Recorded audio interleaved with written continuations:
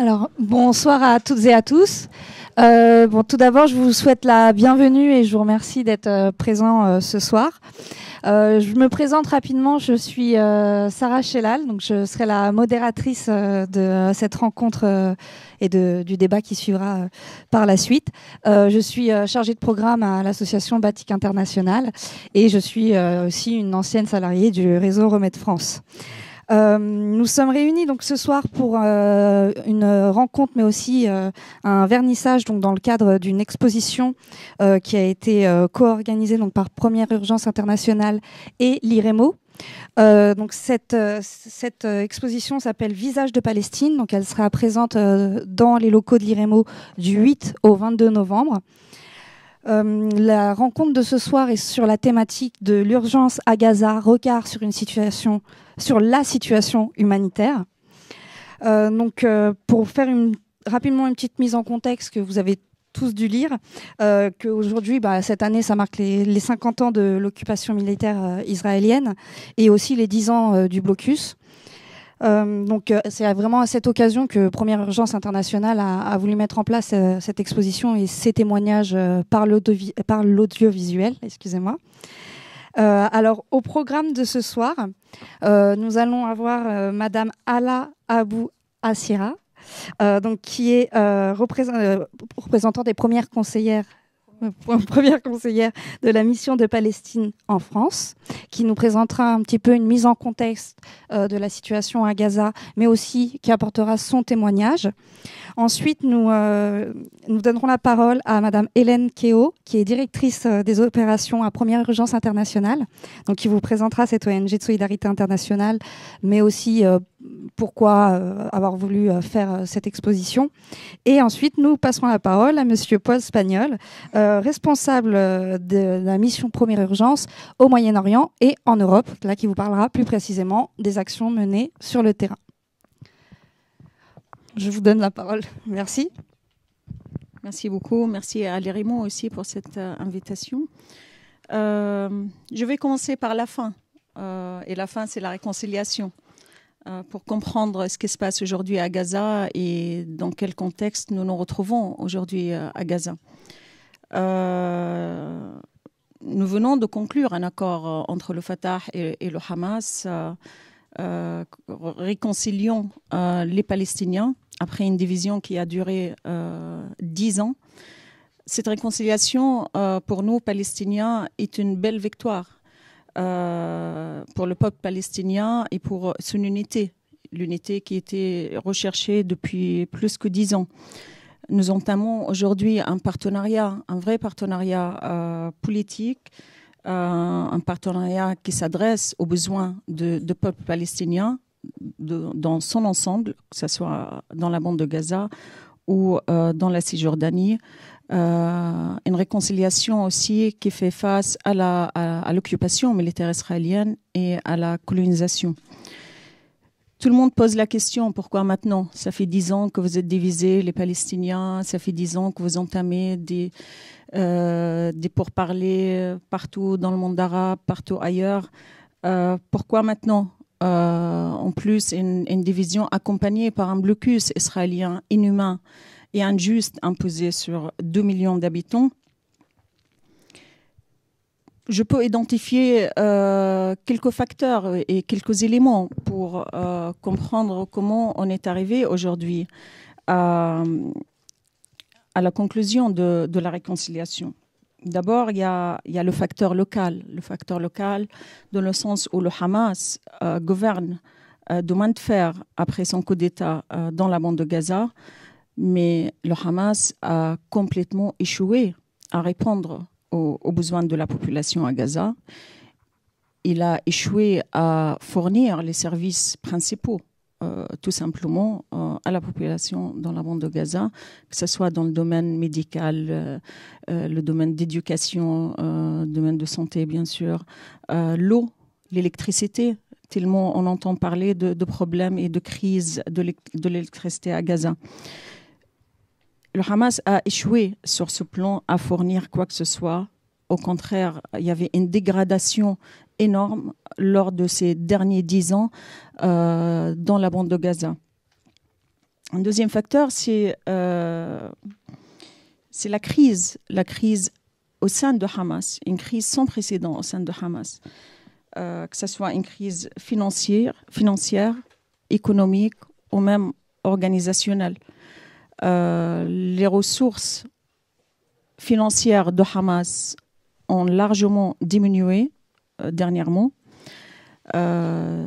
suite au changement de politique régionale, suite au changement des alliances régionales, la dernière crise dans le Golfe avec le Qatar a joué énormément sur l'affaiblissement de soutien du Qatar et de l'Iran particulièrement envers le Hamas. Il y a de moins en moins de ressources financières surtout pour le Hamas pour qu'il puisse tenir sur le terrain. Et aujourd'hui, un employé de Hamas, un agent de sécurité de Hamas est payé, le mois salarial, il est de 50 jours. Ça veut dire l'agent de sécurité de Hamas sur place est payé tous les 50 jours, pas tous les 30 jours comme le reste des fonctionnaires. Il y a un mécontentement énorme au sein de même fonctionnaires de Hamas qui sont mal payés, qui ne voient pas où ils vont. Ils voient je ne dirais pas une haine, mais je dirais une contestation énorme au sein de la population gazaoui envers le Hamas et envers son système de gestion sur le terrain. Au sein de Hamas même, on voit plusieurs tendances au sein de Hamas avec des alliés régionaux différents. Il y a une tendance plus alliée avec le Qatar, il y a une autre tendance plus alliée avec l'Iran, une troisième avec un pays ou l'autre. Ça a même créé un vrai conflit au sein de Hamas sur où on va, quelle stratégie on adopte. Et le facteur le plus important aussi, c'est le changement de la direction de Hamas. Pour la première fois, le Hamas a une direction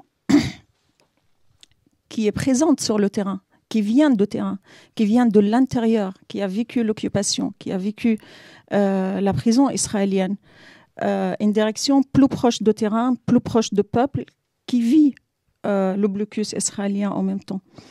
Et moi, à mon avis, ça a joué énormément dans le choix stratégique et existentiel de Hamas, cette dernière choix d'aller envers la réconciliation. Il ne faut pas oublier aussi la vraie division et la relation entre le Hamas et l'autorité palestinienne. L'autorité palestinienne a financé, a subventionné le coup d'État de Hamas depuis 10 ans. 52% de budget de l'autorité palestinienne allait vers Gaza, notamment le secteur de l'éducation et le secteur de la santé. L'électricité aussi. C'est très important de comprendre comment les choses se passaient, surtout sur cette question d'électricité.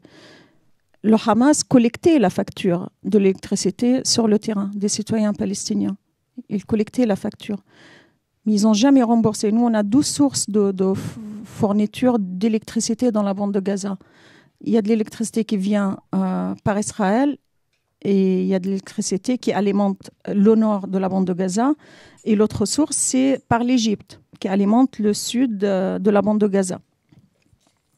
Mais le Hamas retenait toujours cette facture collectée par les gens. Il n'a jamais remboursé ni Israël ni l'Égypte. C'est l'autorité palestinienne qui, depuis 10 ans, financé, remboursé en fait Israël quand on arrivait à une crise énorme que l'électricité, il n'y a plus de Gaza se noyer dans le noir total.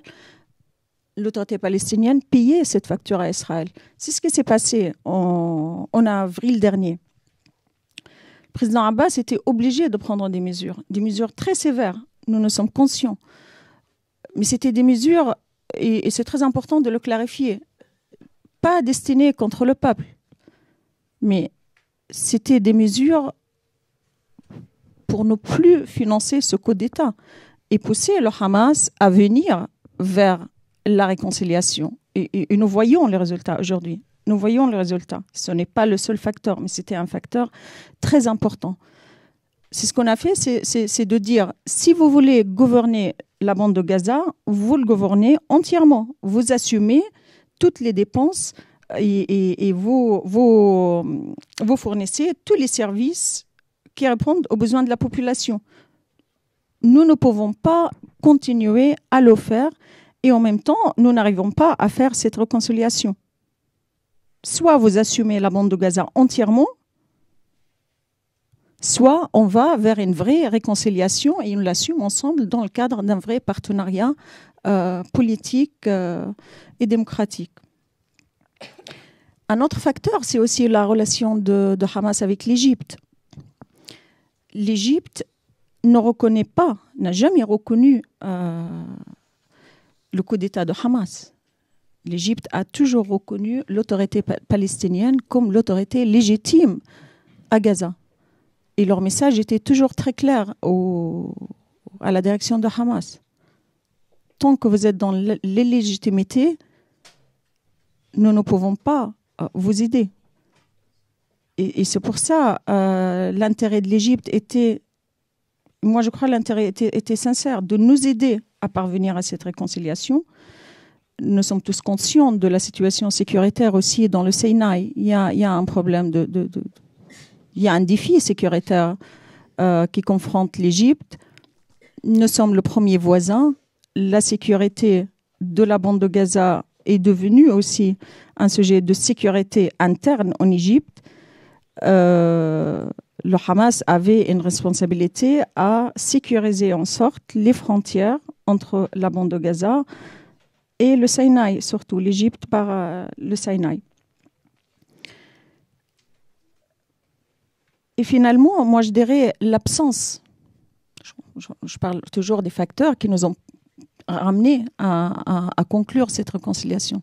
C'est l'absence de toute perspective de paix avec Israël, qui était le seul bénéficiaire de la division interpalestinienne, le seul bénéficiaire.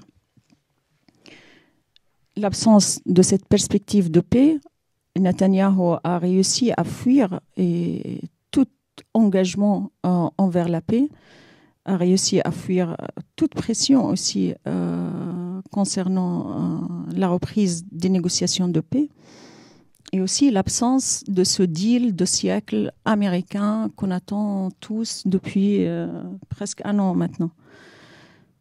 C'est pour ça que nous, Palestiniens, on a choisi un autre chemin.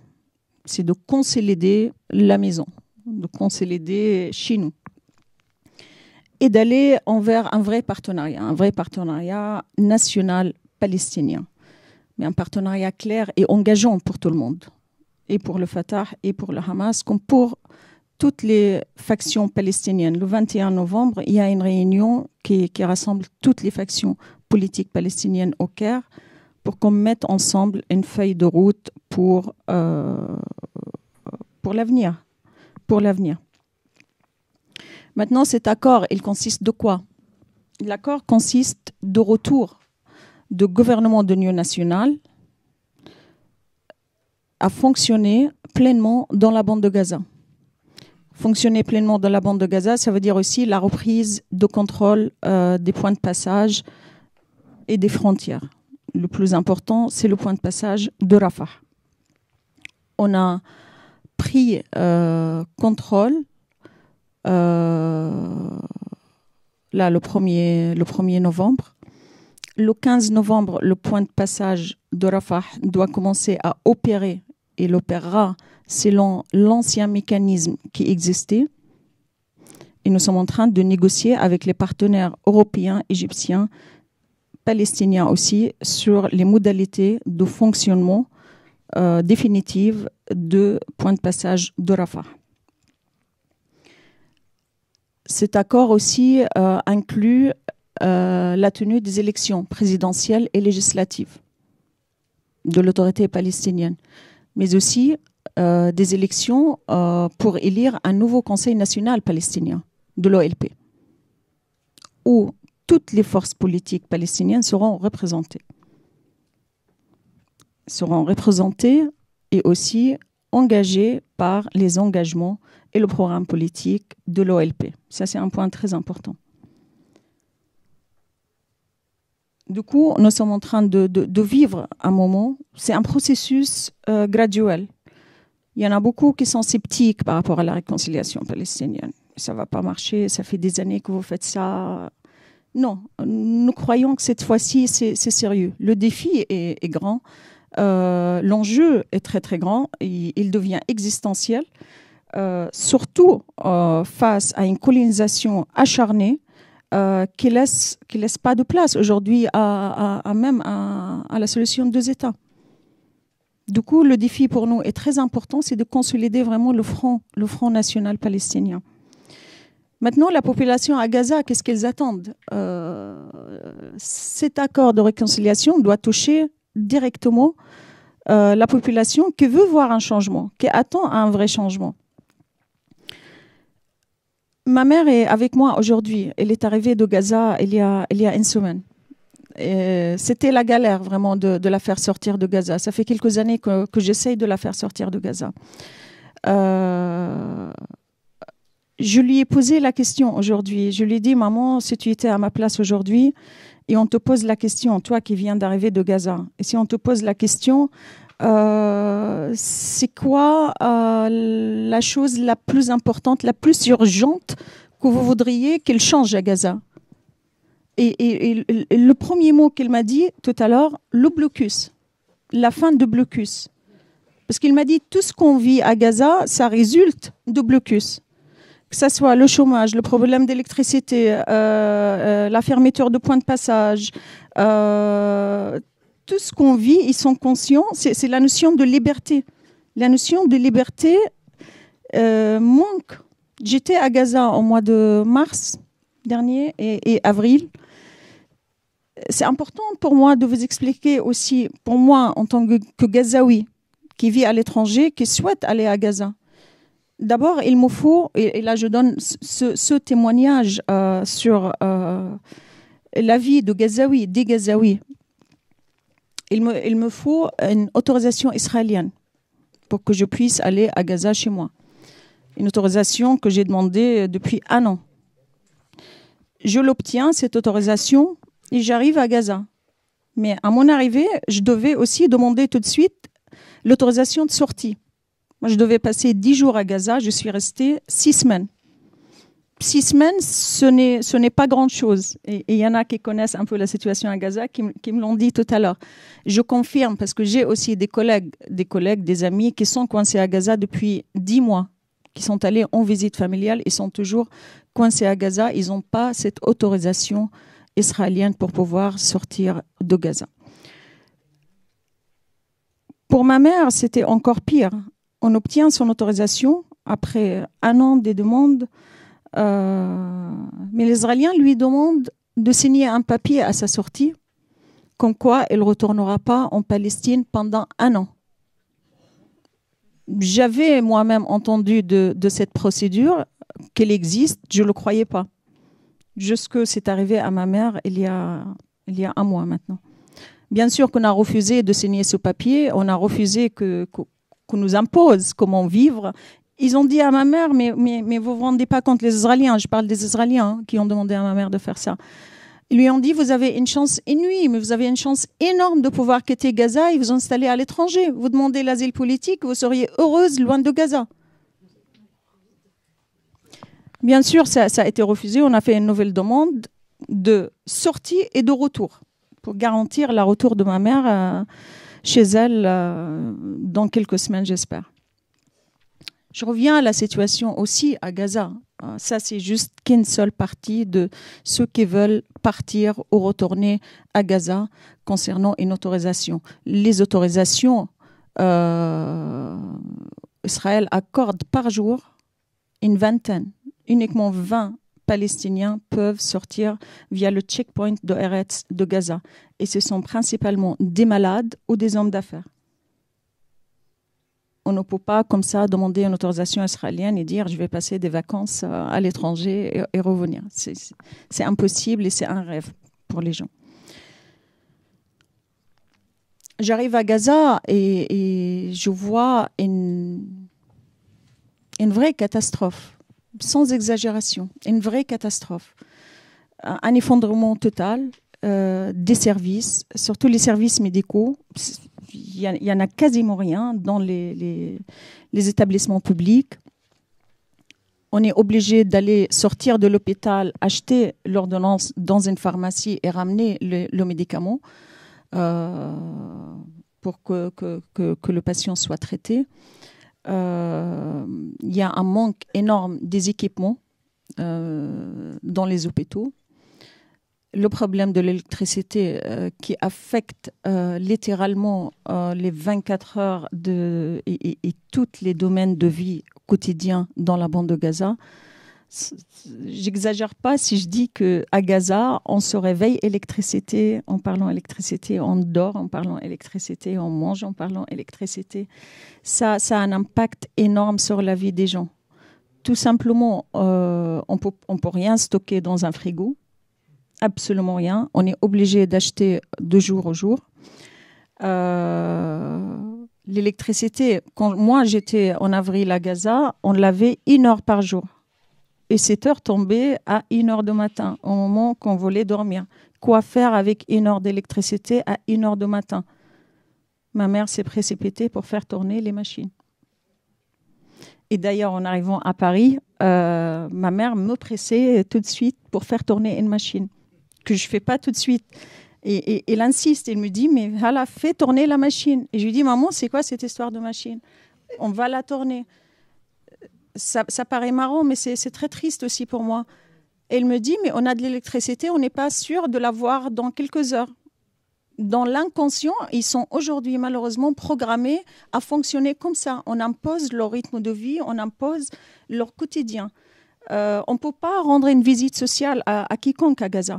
On appelle d'abord. Est-ce que vous avez de l'électricité? Vous habitez dans quel étage? Est-ce que vous avez de l'ascenseur? Parce que si quelqu'un habite au 10e étage, on ne va pas lui rendre visite tout simplement. On dit, vous nous rappelez quand vous avez de l'électricité, on viendra. Ça impacte vraiment les petits détails, les détails auxquels on ne fait pas attention ici. Tout est normal ici. L'eau, tout simplement. La nappe phréatique, toute la nappe phréatique dans la bande de Gaza est complètement infiltrée par l'eau de mer. Dans les robinets, on brosse ses dents tout simplement avec l'eau de mer, l'eau sale de mer. On prend sa douche avec l'eau de mer. On est obligé, pour les gens qui n'ont pas les moyens, de cuisiner avec l'eau de mer et de tout faire avec l'eau de mer. Et nous, complètement aussi infectés, pollués, l'eau de mer qui est complètement polluée, faute d'avoir les installations nécessaires pour tout ce qui est assainissement et traitement des dégueux. On jette tout dans la mer. Donc, on ne peut même pas baigner dans la mer. Le seul poumon d'air dans la bande de Gaza, c'est cette mer. On ne peut même pas baigner dans la mer. Cette année, il y avait un avertissement général que n'allez pas dans la mer, tout simplement. Il y avait beaucoup d'infections de peau. Oui, je vais essayer de conclure. Du coup, il y a une réalité extrêmement difficile. Mais en même temps, et parce que j'aimerais quand même terminer sur une note positive. Moi, je vois chez la population de Gaza une volonté énorme, une force énorme, une adaptation. Ils veulent surmonter ça. J'ai posé toujours c'est à ma mère que je pose toutes mes questions. Je lui ai dit, mais pourquoi vous arrivez à tenir? Vous arrivez à sourire? Vous arrivez à trouver ces moments de joie? Et ma mère m'a dit, on n'a qu'une seule vie et on va la vivre. Et ça, c'est la force de cette population de Gaza. À Gaza, j'ai vu des artistes qui peignent, qui sculptent, qui innovent, qui adorent la vie, tout simplement, qui cherchent cette petite espoir et cette lueur de vie et de joie.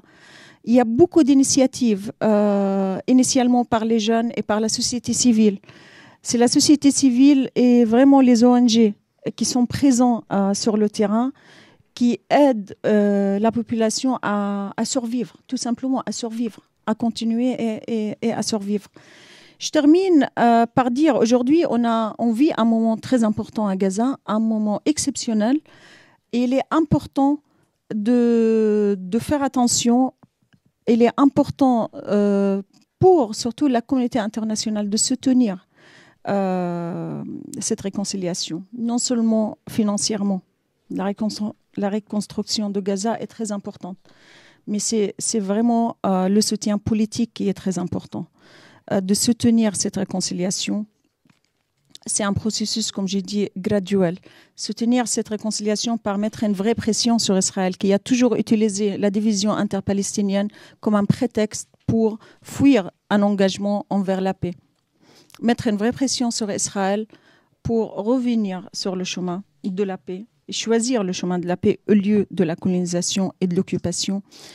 Et la communauté internationale doit assumer une responsabilité envers la population palestinienne, envers sa souffrance depuis 70 ans et 50 ans d'occupation militaire. Et reconnaître aussi l'État palestinien. Si on est vraiment sérieux à soutenir et à sauver la solution de 2 États, c'est important de reconnaître ces 2 États pour donner de l'espoir à la population palestinienne pour avancer. On n'a plus beaucoup de temps. Le désespoir crée la radicalisation.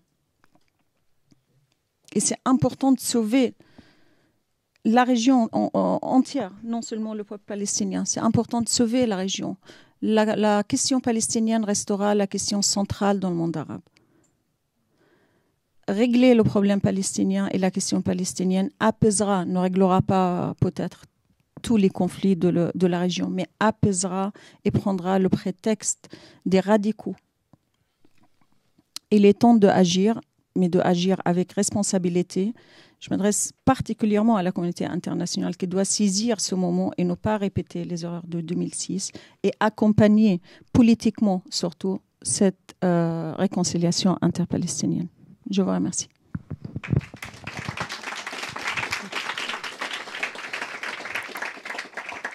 Merci beaucoup, Madame Assira, pour ce beau témoignage et cette belle mise en contexte. J'imagine que vous avez beaucoup de questions, donc j'ai oublié de préciser qu'à la fin des témoignages, on vous propose un échange, parce que j'imagine que vous avez beaucoup de retours à faire. Donc je passe la parole à Madame Keo, qui va vous présenter Première Urgence Internationale. Déjà, un grand merci à Madame, parce que son témoignage était important pour nous et important aussi par les mots de sa maman, que je salue et qu'on est contente d'avoir avec nous. Du coup, l'idée, c'est effectivement de parler un tout petit peu de nous, parce qu'on va revenir à Gaza très vite, je vous rassure. Mais c'est juste de vous expliquer qui on est, nous, Première Urgence Internationale. Ah pardon, désolée, je parle... Là, c'est mieux ou pas ? Je m'installe et ça va aller. Du coup, je voulais parler un tout petit peu de nous avant de reparler de Gaza. Donc, Première Urgence Internationale, c'est qui ? C'est une organisation humanitaire, comme vous le disiez, qui existe depuis 1979. En tant qu'organisation humanitaire, notre mandat, c'est d'intervenir sur les crises humanitaires, donc pour les populations qui sont victimes de crises humanitaires, d'apporter une réponse globale à leurs besoins dans ces crises, non seulement dans le temps de l'urgence, mais aussi pour les accompagner vers l'autonomie et la dignité, ce qui sont des mots très importants pour nous, parce que je pense que Gaza est entre autres un exemple où justement travailler à la fois sur les besoins fondamentaux, mais aussi accompagner pour trouver des solutions pour l'autonomie et garder la dignité des personnes est important pour nous. Cette réponse globale, on l'apporte dans plusieurs secteurs d'intervention, selon les besoins et selon la complémentarité qu'on peut avoir aussi avec les autres acteurs, avec les sociétés civiles sur place et avec les autorités. Donc on peut intervenir en santé, on peut intervenir en nutrition, en sécurité alimentaire, par rapport aux problématiques d'eau, d'hygiène, d'assainissement. Et on intervient aussi dans certains pays par rapport aux problématiques d'éducation, de protection. Et dans quelques pays, on a aussi des actions de plaidoyer. On y reviendra plus spécifiquement pour la Palestine. On intervient à l'heure actuelle dans 21 pays. Et plus spécifiquement au Moyen-Orient, on intervient en Jordanie, en Syrie, au Liban, en Irak, au Yémen et en Palestine, effectivement. Donc on a une présence qui est dans cette région qui date à minima de 10 ans dans certains pays et voire de 20 ans dans d'autres pays. Donc on essaye aussi d'avoir une vision sur les différentes crises de la région et d'intervenir aux deux côtés des crises assez fréquemment. Donc sur la crise syrienne, on intervient à la fois au cœur de la crise et aussi avec les réfugiés qui arrivent dans les pays avoisinants. C'est aussi cette approche-là qu'on essaye d'avoir sur tous les types de crises humanitaires. Pour faire ça, on a environ 220 personnels expatriés qui travaillent avec nous. Et sur le terrain, surtout, on a environ 2500 staff dans tous les pays d'intervention qui travaillent avec nous et qui, au final, au quotidien, font ces actions. En Palestine, on intervient depuis 2002, en fait. Donc, on a une présence qui est assez ancienne, avec justement des équipes. Et Madame parlait d'un des membres de nos équipes qui sont présents depuis très longtemps, qui travaillent avec nous depuis très longtemps, ce qui permet aussi de construire nos interventions et de les adapter aux besoins et d'être proche des besoins. Du coup, je vais laisser Paul, qui est notre responsable ici, basé en France, mais qui va fréquemment en Palestine, vous présenter ce qu'on y fait, ce qu'on y voit aussi. Et puis, on reviendra ensuite sur effectivement le pourquoi d'une exposition et d'un temps comme cela, comme celui-ci et comme d'autres qu'on a pu avoir à Bruxelles, par exemple, il n'y a pas longtemps.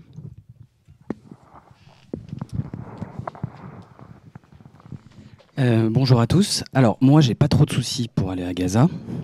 J'ai plutôt des soucis pour à l'arrivée à l'aéroport et en partant. Ils aiment bien me poser des questions, mais tout va bien. Donc on a un accès. Alors moi je suis basé à Paris, mais effectivement je me rends régulièrement à Gaza et en Cisjordanie. Alors première urgence internationale intervient depuis 2002 en territoire palestinien occupé. On est intervenu suite au déclenchement de la seconde intifada pour la partie Cisjordanie où nous avons toujours des interventions aujourd'hui. Et à Gaza, nous sommes intervenus en 2009 suite au premier conflit qu'il y a eu, qui était l'opération Plan Durci pour les experts. Voilà, donc c'est vraiment le territoire palestinien, mais deux zones différentes, avec des interventions différentes et un contexte différent. Alors, pour parler de la Cisjordanie, pour commencer, très brièvement, aujourd'hui, on fait face à une accélération des déplacements forcés des populations et des violences des colons, notamment sur la population palestinienne. Donc il y a une accélération de ces phénomènes-là, ainsi que tout ce qui est destruction de certains habitats ou de moyens d'existence de populations palestiniennes. Dans la bande de Gaza, on en a beaucoup parlé. L'actualité, vous l'avez, elle est fondamentale. Pour nous, elle est aussi très importante parce qu'elle peut s'inscrire dans un changement d'opération. Mais il est certain que le point crucial, c'est le blocus et son impact sur la population gazaoui. Alors, en Cisjordanie, d'une manière générale, que ce soit dans la bande de Gaza ou en Cisjordanie, nous avons notre fil conducteur, c'est la protection des populations palestiniennes, avec 3 axes, brièvement, qui est une prévention et une réponse aux urgences. Un deuxième axe qui est autour du développement de moyens d'existence et avec une attention particulière sur tout ce qui est dynamique économique. Et un dernier volet qui est un volet de plaidoyer. Voilà. Hélène en a un petit peu parlé, elle en reparlera juste après. Plus concrètement, en Cisjordanie, nous travaillons spécifiquement au nord, dans le gouvernorat de Naplouse. Nous travaillons en consortium avec 2 organisations internationales. Nous répondons essentiellement à tout ce qui est violence de colons. Alors, violence matérielle et psychologique, comment ça se matérialise? Ce sont des destructions de champs, d'oliviers, des intimidations, des pressions sur des habitations, des destructions de puits, voilà, par exemple. Ça va même jusqu'à la pression sur des écoles. Donc, c'est pas qu'une pression physique, c'est une pression psychologique sur laquelle nous insistons, nous prévenons et nous répondons.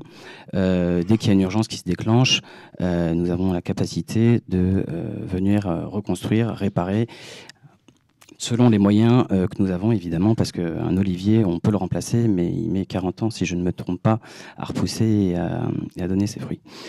Nous Nous avons énormément travaillé, nous continuons à travailler aussi en Cisjordanie sur des micro-business, notamment avec une concentration auprès des femmes.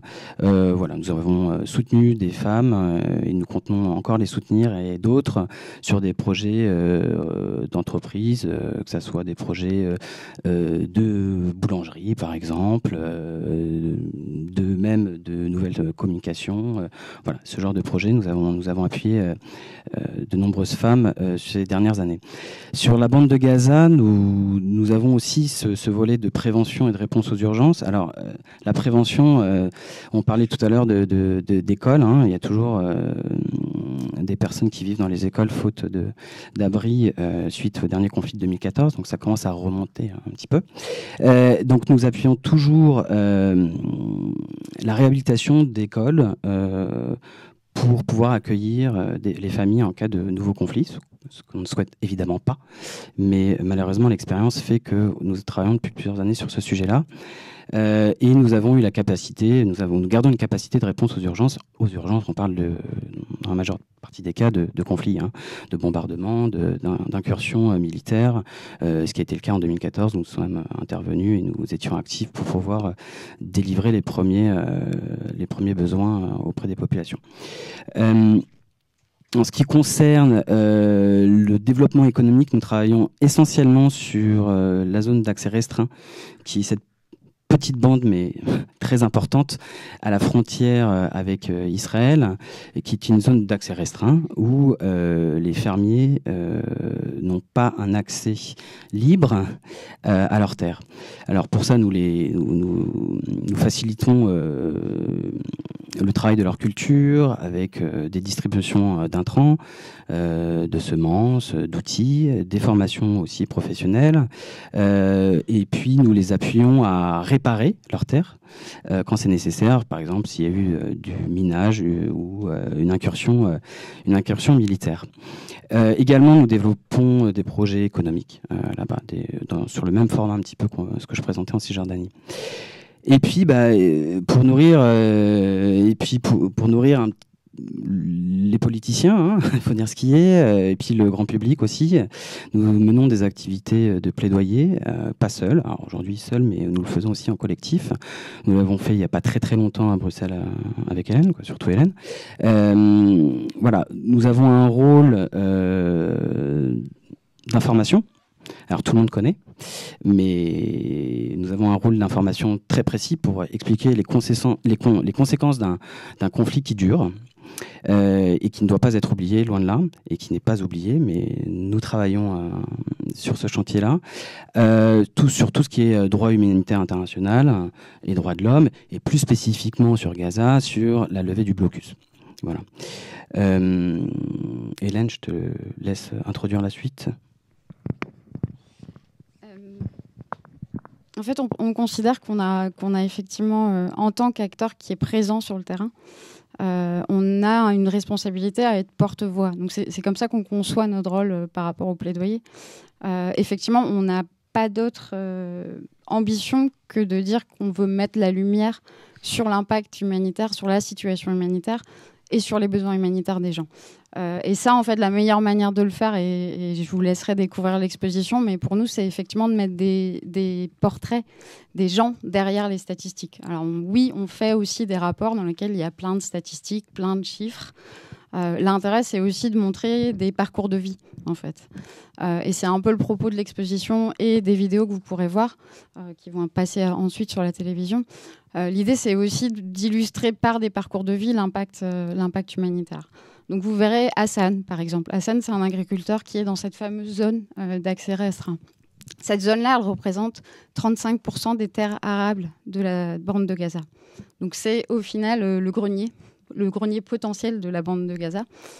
C'est une zone, en théorie, sur laquelle on parle de limitations qui devraient courir sur 100 mètres, 100 à 300 mètres, au-delà de la barrière de la fence de délimitation. Ce qu'on peut voir, nous, parce qu'on travaille avec ces agriculteurs au quotidien, c'est qu'en fait, les actions, on va dire, de l'armée israélienne par rapport à cette zone-là s'étendent jusqu'à 1500 mètres. Donc on est sur une application très très large de cet accès restreint.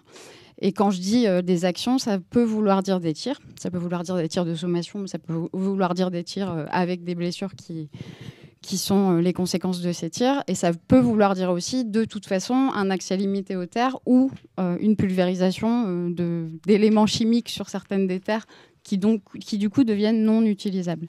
Donc sur cette zone-là, on a une potentialité énorme, et je pense que Madame parlait de potentiel et de capacité à trouver des solutions, mais là on a une potentialité énorme, et Hassan, en gros, sa situation c'est qu'il n'a plus accès, lui comme son fils n'ont plus accès à certaines de ces terres qui sont là. Il continue son activité, on le soutient dans ça, mais malgré ça, il a un endettement qui est très important. Pourquoi ? Parce qu'il ne peut plus exporter ce qu'il exportait il y a quelques années, parce que sa production a décru très fortement, parce que du coup, sa seule voie de sortie, c'est le marché gazaoui, et que du coup, il y a aussi une limitation là. Et après, pour même cette production qu'il peut mettre en œuvre, il y a aussi les problématiques de la règle de l'usage dual, qui limite aussi l'entrée de beaucoup de produits dans la bande de Gaza. Des engrais, ça peut être considéré comme des produits qui, du coup, peuvent avoir un usage dual, et donc, il y a une limitation sur ça. Donc, ce qui veut dire que l'impact sur son activité agricole, elle est importante aussi. Donc, voilà, on aurait pu dire que des chiffres, vous montrer Hassan et faire parler Hassan de l'impact sur sa vie. C'est comme ça qu'on pense que nous, on a un rôle, en tant qu'acteur humanitaire, de porte-voix sur ces impacts humanitaires. Il y a aussi le portrait, vous verrez, de Mohamed. Mohamed, il a 16 ans et il fait partie de tous ces jeunes qui, du coup, sont sortis de l'école ou sont en tout cas en recherche d'emploi et n'en trouvent pas. Le taux de chômage des jeunes à Gaza est de 60%. Le taux de chômage global est de 42%, mais le taux de chômage des jeunes est de 60%. Le taux de chômage des femmes est encore plus important aussi. Donc son histoire, c'est aussi l'histoire de l'asphyxie économique et du coup du manque d'opportunités économiques. On a parlé tout à l'heure des soins de santé. Vous verrez Nassim. Il y a le reportage aussi, il y a une vidéo aussi sur sa situation. Nassim, c'est un petit garçon qui est malade. Et effectivement, la vraie complexité, c'est qu'il puisse avoir les soins nécessaires dans la bande de Gaza. Il aurait besoin d'examens complémentaires ailleurs. Et il y a toute la complexité de trouver le bon tampon, la bonne autorisation, etc. Donc, je vous laisserai voir son témoignage et les témoignages de sa famille. Mais voilà, effectivement, les soins de santé sont aussi problématiques. Et accéder à des soins de santé adéquats, ça passe par des autorisations complexes, ça passe par des médicaments qui, demain, accèdent difficilement à la bande de Gaza parce que considérés plus ou moins comme capables de rentrer ou non. On parle aussi, Madame, vous parliez de l'électricité, effectivement, 3 à 6 heures, 4 heures en moyenne, et il y a eu des pics à beaucoup moins. C'est l'eau, en fait, basiquement. C'est effectivement... alors nous, ici, on l'imagine même pas, effectivement, mais si on n'a qu'une heure, c'est aussi non seulement la machine, mais c'est aussi faire monter l'eau dans le réservoir, par exemple. C'est aussi peut-être le seul temps où il va y avoir une capacité de stocker un tout petit peu d'eau pour durer le temps que ça pourra durer. Et il faut du gasoil pour pouvoir le faire fonctionner. Et les prix, parmi tous les impacts du blocus, il y a aussi les prix sur les marchés à Gaza, de tout, y compris du gasoil. Pour finir, un dernier chiffre, une dernière image, vous verrez qu'on a aussi mis, au-delà des portraits, des images des destructions. En fait, vous le verrez, il y a entre autres une image d'une destruction. 74% des infrastructures, des maisons et infrastructures n'ont pas été reconstruites à Gaza depuis la dernière phase conflictuelle. Pourquoi ? Pour plein de raisons, parce qu'il y a cet enjeu d'asphyxie économique, mais aussi pour la même raison que je citais tout à l'heure de l'usage dual, parce que les matériaux de construction peuvent aussi faire partie des matériaux qui ne rentrent pas ou qui rentrent plus difficilement. Donc on est sur l'entièreté de la vie quotidienne, comme le disait Madame, et l'entièreté des besoins de base des gens qui sont impactés par ce blocus et par la situation qui perdure.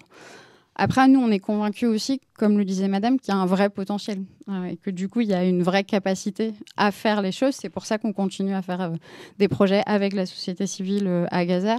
C'est pour ça qu'on est aussi dans ces dynamiques de relance économique parce qu'on pense qu'il y a une capacité.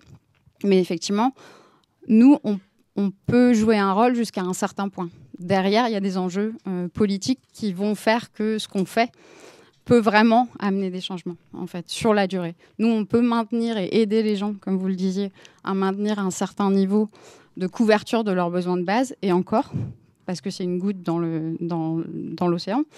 Mais c'est sûr qu'il y a des éléments politiques et il y a un impact de décision politique et de la situation politique qui font qu'il y a un blocage de toute façon et qu'on ne peut pas aller au-delà d'une couverture des besoins de base avec ces populations à Gaza.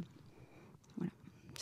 Donc, je vous invite à regarder l'exposition, je vous invite à les écouter, eux, plus que nous, et madame, et à garder en tête ces portraits-là et ces gens-là, parce que c'est aussi via la sensibilisation de vous tous et de décideurs. Donc, Paul évoquait le fait qu'on était à Bruxelles. Oui, on était à Bruxelles, à la Commission économique et sociale, où on a organisé une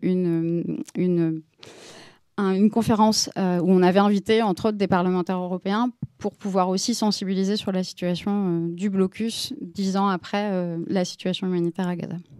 Voilà.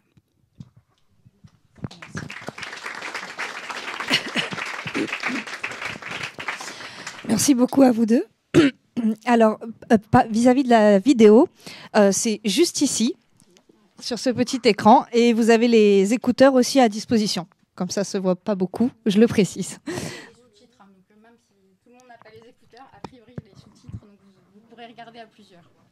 Voilà, merci beaucoup. Alors, je vous propose d'ouvrir un débat avec la salle.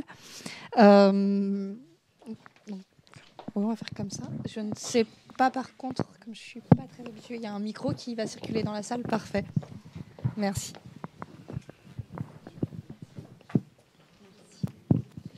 Merci beaucoup pour vos présentations. J'avais juste une question. Vous disiez qu'Israël bénéficiait des divisions entre le Hamas et l'autorité palestinienne. Mais dans quelle mesure est-ce qu'Israël encourageait aussi cette division, selon vous ? On fait question par question. Comme vous préférez.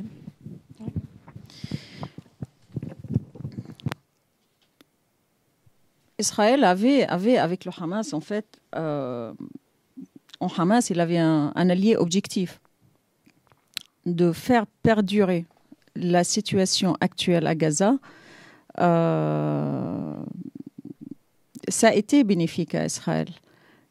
Surtout après, durant vraiment les dernières 10 ans et après la dernière agression de 2014, il y avait un cessez-le-feu entre Israël et Gaza, où chacun gardait ses propres intérêts et avait son propre coin. Aujourd'hui, c'est dans l'intérêt d'Israël de faire échouer la réconciliation. Nous avons vu la semaine dernière l'explosion du tunnel vers le sud de la bande de Gaza. Israël cherchait justement une réaction palestinienne. Il n'a pas touché le Hamas, il a touché le djihad islamique. En attendant une réaction de la part de djihad islamique, justement, pour faire exploser cette réconciliation et cette atmosphère positive qui commence à régner dans la bande de Gaza. Heureusement, nous avions l'intelligence d'avoir une décision collective, de ne pas réagir à cette provocation israélienne, parce qu'on était tout simplement conscients de l'objectif de ce qu'Israël voulait faire. Israël fera tout pour faire échouer la réconciliation palestinienne. Il commence à imposer des conditions, il commence à renouveler des prétextes. Avant, comme je le disais tout à l'heure, vous, Palestiniens, vous n'étiez pas unis, on ne peut pas commencer des négociations. Maintenant, on est unis. Non, il faut reconnaître l'État d'Israël, il faut reconnaître ça et ça et ça. Alors que jamais on a vu un parti politique reconnaître un État. Dans ce cas-là, on demanderait au Likoud, le propre parti de Netanyahou, de reconnaître l'OLP ou l'État palestinien, tout simplement. Nous sommes en garde vraiment contre les provocations israéliennes. Nous sommes conscients qu'Israël va tout faire pour faire échouer la réconciliation. Et j'espère et je suis confiante qu'on surmontera tout obstacle et toute provocation israélienne pour conclure et réaliser définitivement cette réconciliation.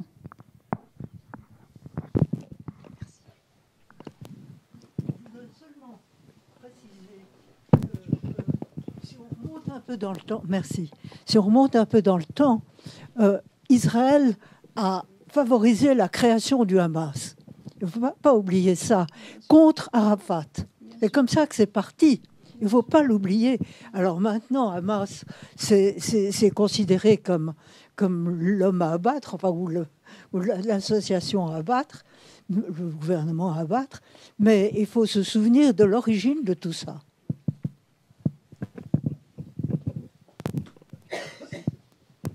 Bonsoir. Voilà, moi je voulais, à partir de la France, savoir en fait, est-ce qu'il y a un espoir que politiquement ça bouge? Parce qu'on sait que Macron, président Macron, c'est un pro-sioniste. Hein, et par rapport au Hamas, on sait que même malgré leur résistance, on sait que l'État sioniste, usurpateur d'Israël, ils ne sont pas pour la paix.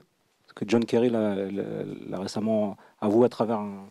Genre ça a été diffusé dans les chaînes israéliennes, hein, en disant que John Kerry disait que clairement Israël ne voulait pas de la paix. Donc, en plus, au vu du gouvernement, où il y a des extrémistes, des gens d'extrême droite dans ce gouvernement actuel sioniste, on n'aura pas de paix à court terme.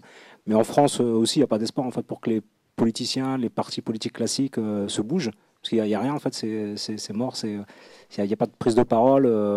Donc, en fait, de la France, nous, on peut qu'aider humanitairement, spirituellement, peut-être faire des invocations ou autre, mais clairement, sur le plan politique, il ne va rien se passer. C'est la question que je posais, quel levier, sachant qu'il y a une puissance de la mouvance sioniste en France, à travers le CRIF, qui veulent criminaliser l'antisionisme.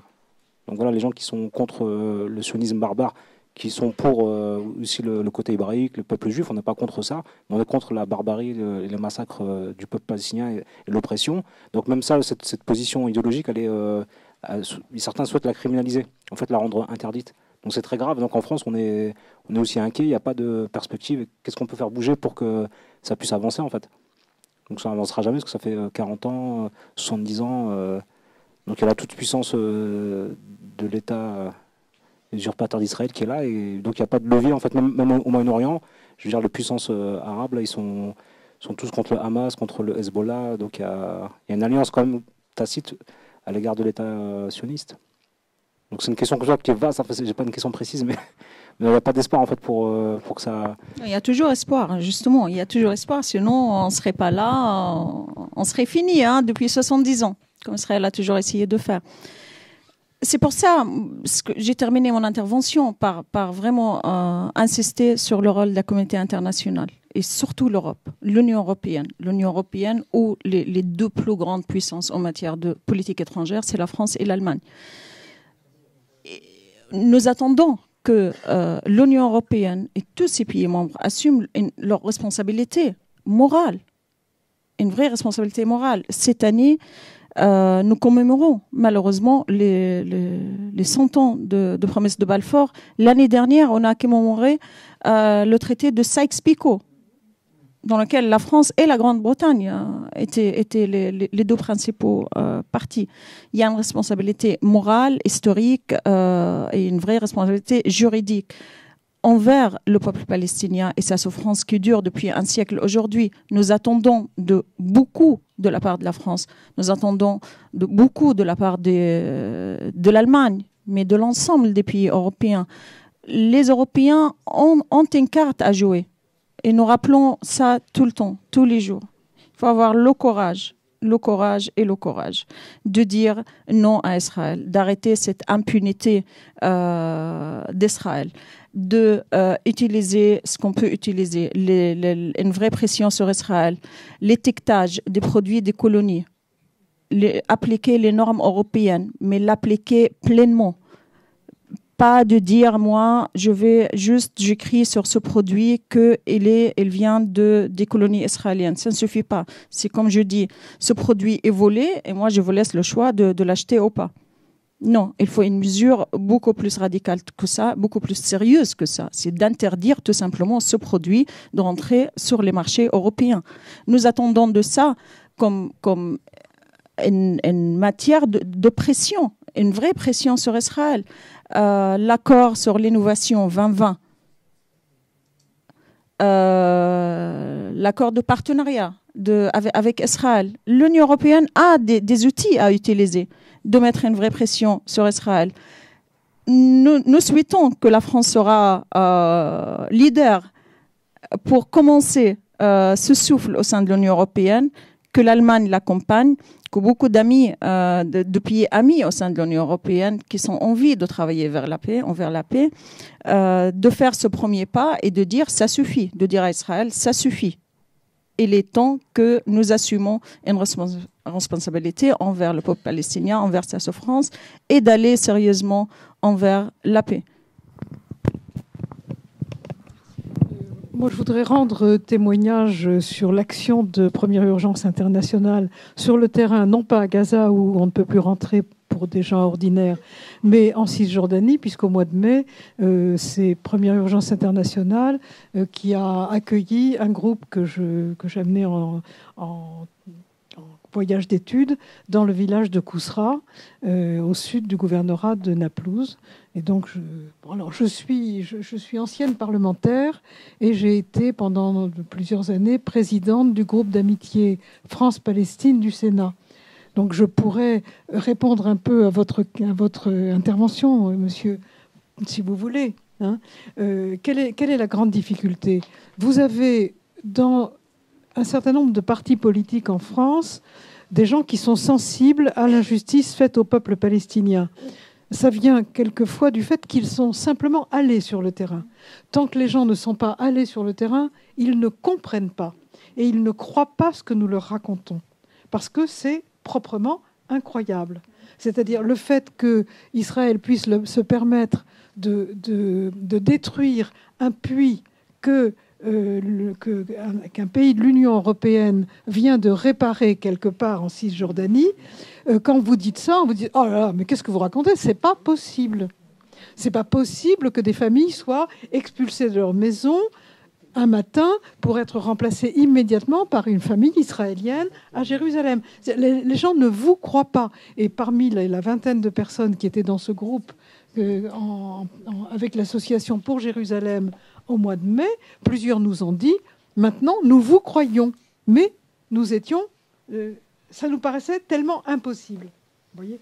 Alors, donc, sur le plan de l'action de Première Urgence Internationale, je peux rendre témoignage de ce qu'ils font. Par exemple, dans ce village de Kousra, le jardin d'enfants avec le terrain de jeu a été attaqué le jour de l'Aïd, il y a 1 an et demi, par les colons voisins qui encerclent le village, et les enfants ont été molestés.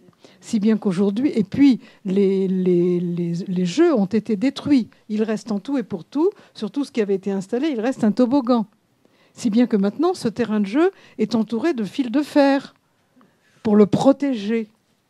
Bon, et je ne parle pas de toutes les exactions contre les agriculteurs de ce village, blessés, molestés, le tracteur incendié, la maison attaquée de nuit, etc., etc.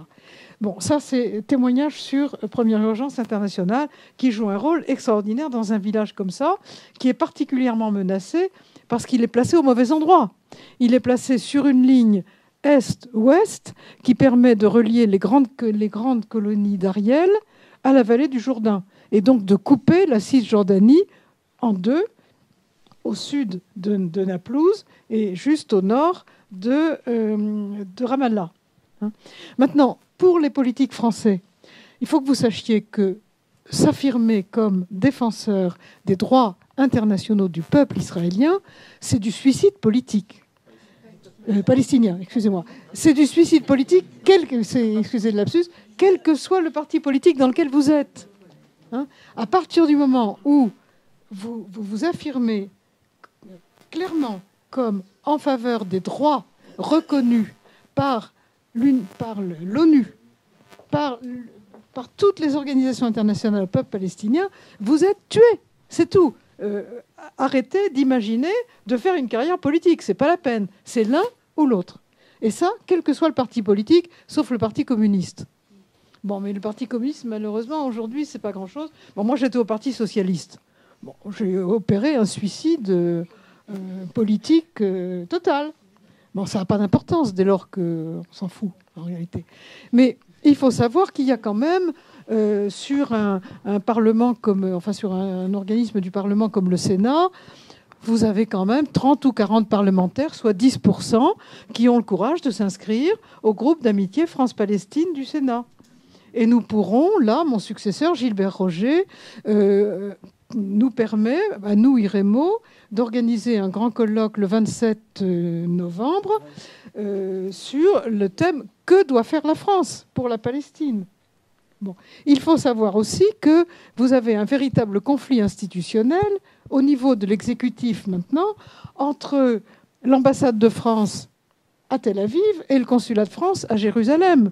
Bon, j'ai eu cette expérience en mai dernier totalement surréaliste, où vous allez le matin à l'ambassade de France à Tel Aviv, vous êtes reçu par l'ambassadrice qui vous tient un discours pro-israélien à fond.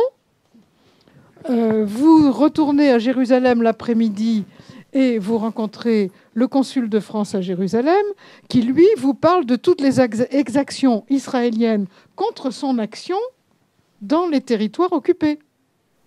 Je crois que ce qu'il faut expliquer, c'est que l'ambassade à Tel Aviv...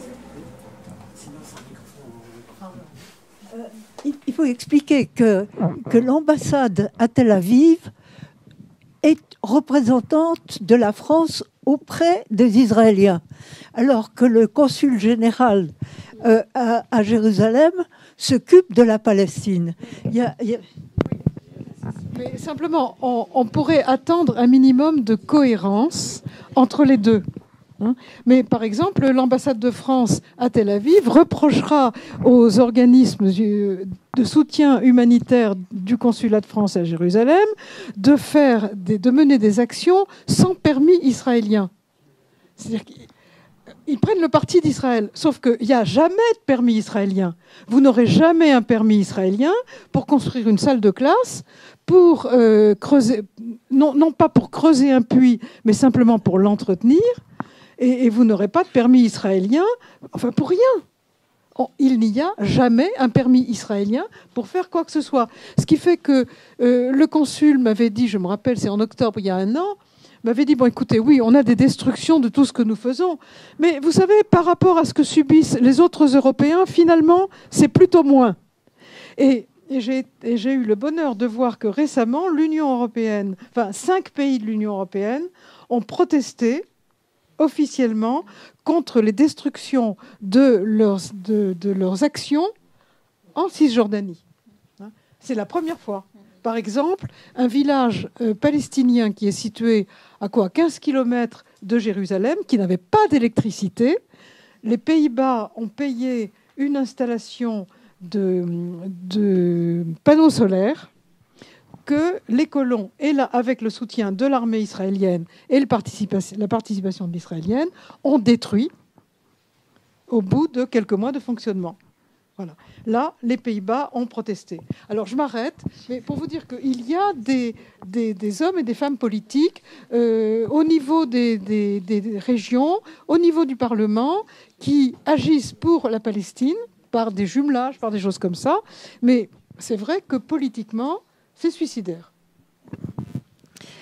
Merci beaucoup. Alors, comme on est un petit peu pressé par le temps pour vous laisser le temps de voir l'exposition et puis les vidéos, la vidéo, je vous propose de prendre une dernière question très rapide. J'ai une question sur ce que pensent les Gazaouis du Hamas. Est-ce qu'il y a eu un mouvement d'opposition organisé ou est-ce qu'ils rejettent la faute sur l'autorité palestinienne et Israël ou quand même est-ce qu'il y a un mouvement un peu d'opposition à organiser au sein de la population gazaoui?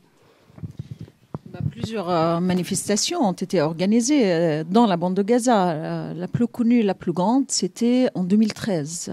Et ça a été titré « Ensemble contre la division ». Mais malheureusement, cette manifestation, cette mobilisation a été réprimée complètement par le Hamas, violemment même. La population à Gaza déteste tout le monde. Vraiment. Et en fait, ils blâment tout le monde pour le sort de vie qu'ils vivent dans la bande de Gaza. Israël est vraiment le premier à blâmer l'occupation israélienne, le blocus israélien, le Hamas aussi, le Hamas qui est sur le terrain, qui ne fournit rien. Il y a un détestement énorme contre le Hamas dans la bande de Gaza. J'exagère pas si je dis si aujourd'hui il y a des élections qui sont tenues dans la bande de Gaza, au moins 80% de la population gazaoui votera contre le Hamas. Contre le Hamas. Tout le monde est responsable dans tout ce qui se passe à Gaza. Tout le monde est responsable. Tout le monde doit assumer aussi cette responsabilité. C'est pour ça qu'aujourd'hui, nous ouvrons une nouvelle page basée sur un vrai partenariat, un partenariat collectif entre toutes les forces politiques palestiniennes. C'est pour ça qu'on a engagé l'ensemble des forces politiques palestiniennes, pas uniquement le Hamas et le Fatah. C'est une responsabilité collective des élus représentants au sein du Conseil législatif palestinien en arrêt depuis 10 ans aujourd'hui. Les partis politiques élus, les membres de Parlement sont aussi responsables. C'est pas que le Fatah, c'est pas que le Hamas, c'est l'ensemble des forces politiques palestiniennes. Le premier à blâmer, évidemment, c'est Israël, c'est l'occupation israélienne et c'est le blocus israélien imposé injustement et illégalement sur la population de Gaza. La population de Gaza souhaite et tout simplement rêve d'une vie normale. Tout simplement une vie normale. Voilà. Merci. Merci à toutes et à tous. Et je pense qu'on peut réapplaudir une dernière fois nos intervenants de ce soir.